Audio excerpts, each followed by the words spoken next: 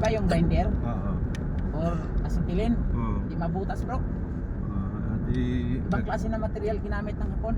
gagamitan po ng kwan yun, nitrogen. 6 na chinlock yung ano bro eh. Ginamit nila pag ano eh. Pag akyat dun sa item kasi sobrang kabigat. Oo. Yung pinakamalaki na chinlock yun yung ginamit. Tapos gumamit sila ng mga malalaking bakal. Na matuwang doon na hindi papaluktot. Hindi na. Akyat yun. Yung pa namin doon.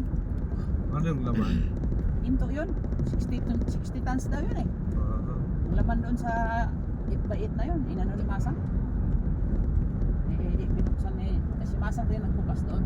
Sa pinsan yun, sa Usami Sinmal, no? Usami, doon sa may kuhan. Jimenez. Pinunta namin na daddy. Oh. Maricel may tatlo. Baka yun na yung binenta Yun nila. na yun. Walang iba yung source daddy. Yun na talaga yun. Kasi ang usapan nila doon. Umalis, sa Masang, umalis kasi, ano eh, Singapore daw eh. nasa Singapore. Nag-in. Eh, sabi ng matanda, mamigay daw siya. Doon na idinil yun. Are. Doon. Ewan ko lang, sino kaya biditilan niya doon? Malaysia. Singapore. May contact kasi, iiwan yung si daddy. Bagay.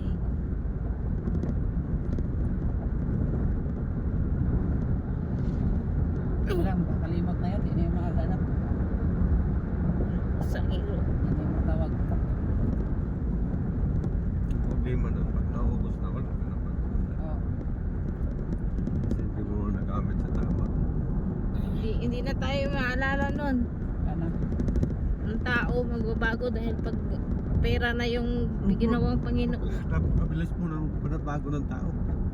Oo. Silaw talaga sa pira bro. Nasamba pira, wala na. Ano nangyari?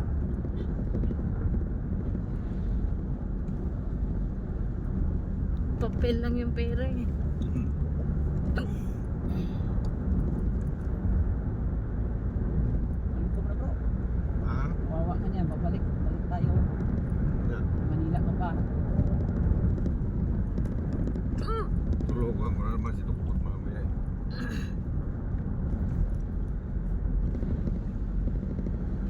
Palitan kayo higa sa likod bro. Hindi. Katabi ko yung Anong, Sister, anong ginawa ni doktor? Nakahiga siya, higa siya. kaya ka. Pag preno ni Jixter, nahuhulog minsan. Hulog. Sabi minsan, sabi ito, aray! Nahuhulog.